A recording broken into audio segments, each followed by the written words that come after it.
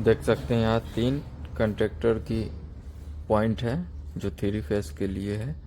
इसी एक फेस से मैं स्विचिंग ऑन ऑफ के लिए एक फेस ले लूँगा 220 का। ये जो मेरा कंडक्टर है 220 का है और यहाँ से मैं ये एनसी में कनेक्शन कर दूंगा 2 नंबर में और यहीं से एक वायर उठा के ये 4 नंबर में एनो के कनेक्शन कर दूंगा। फिर यहाँ से एक वायर उठाकर ये नॉर्मली ओपन है और यहीं से एक लूप इस कॉइल में कंडक्टर की कॉइल में दे दूंगा। ये कंडक्टर की कॉइल की पॉइंट है और ये पॉइंट कंडक्टर के कॉइल की है जिसमें न्यूट्रल का एक पॉइंट लगेगा। जब इस स्विच को ऑन करेंगे तो यहाँ से मेरा यहाँ से सप्लाई आकर यहाँ से आकर मेरे को सप्लाई यहाँ से लूपिंग है, यहाँ मेरे को सप्लाई मिल जाएगा। फिर ये मेरा स्विच छोड़ने के बाद ये कनेक्शन कट जाएगा, मोटर वर्किंग कंडीशन में आ जाएगा तो इस पॉइंट से सप्लाई मेरा मिलने लगेगा।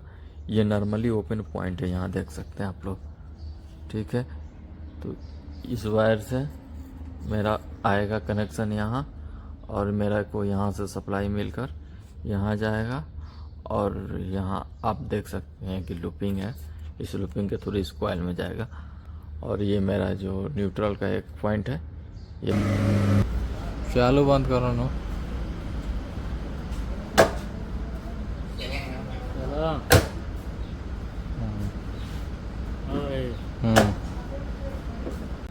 डायरेक्ट ऑनलाइन को मैं डायग्राम के थ्रू समझाने जा रहा हूँ। सबसे पहले मेरा मेन सप्लाई में यहाँ 3 फेस आ जाएगा, आर, वाई और बी, और ये मेरा न्यूट्रल पॉइंट रहेगा और ये मेरा कंडक्टर हो गया जिसमें यहाँ आर, वाई, बी 3 फेस के लिए मेरा 3 पॉइंट है।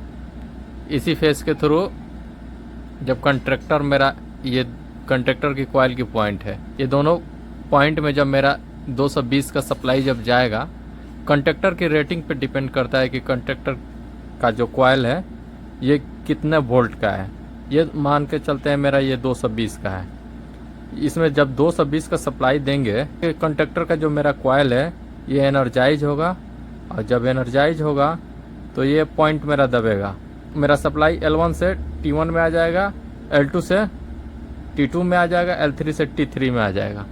और एक मेरा एक्स्ट्रा पॉइंट है, ये नॉर्मली ओपन रहता है। जैसे मेरा ये पॉइंट जब तक कॉइल एनर्जाइज होकर ये दबेगा नहीं कंडक्टर, तब तक ये भी काम नहीं करेगा, ये भी ओपन कंडीशन में रहेगा।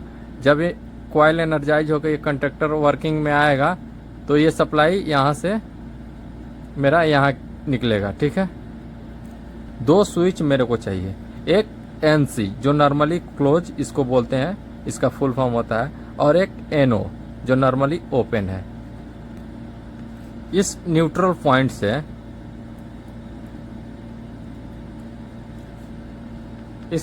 पॉइंट से कॉइल की एक पॉइंट में मैं सप्लाई दे दूंगा। ठीक है, और ये जो मेरा R, Y, B है, इसको डायरेक्ट उठा के मैं कंडक्टर की L1 में दे दूंगा और Y को L2 में दे दूंगा और मेरा जो B है वो L3 में दे दूंगा। फिर इसी पॉइंट से मैं स्विच का कनेक्शन करूँ और मेरा ये जो कंडक्टर की जो कॉइल होता है जिससे एनर्जाइज होता है, ये पॉइंट मेरा बाकी है।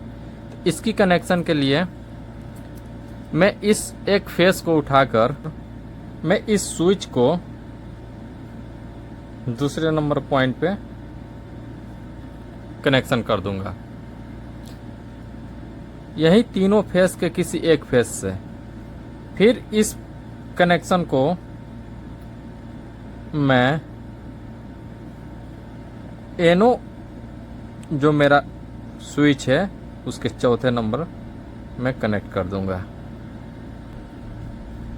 ये भी मेरा नॉर्मली ओपन पॉइंट है।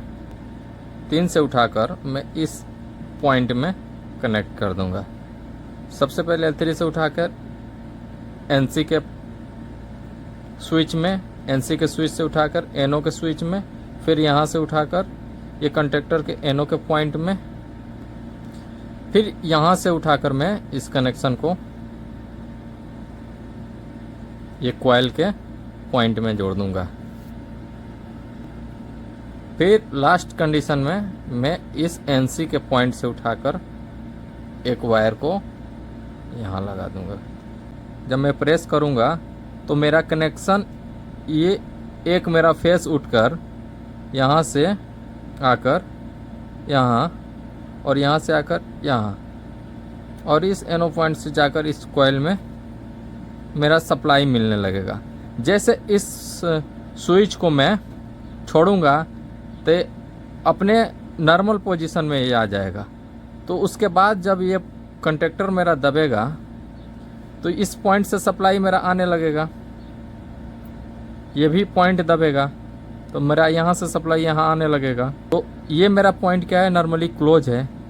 तो जब कंडक्टर दबेगा तो मेरा ये सप्लाई यहाँ से डायरेक्ट यहाँ और यहाँ से डायरेक्ट यहाँ और यहाँ से जाकर इसको सप्लाई मिलने लगेगा।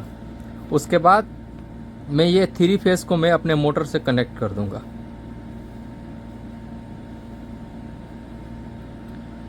फिर जब मोटर बंद करना होगा मेरे को तो मैं इस NC स्विच को प्रेस करूंगा, यहाँ से कनेक्शन मेरा कट जाएगा और सिस्टम मेरा क्लोज हो जाएगा।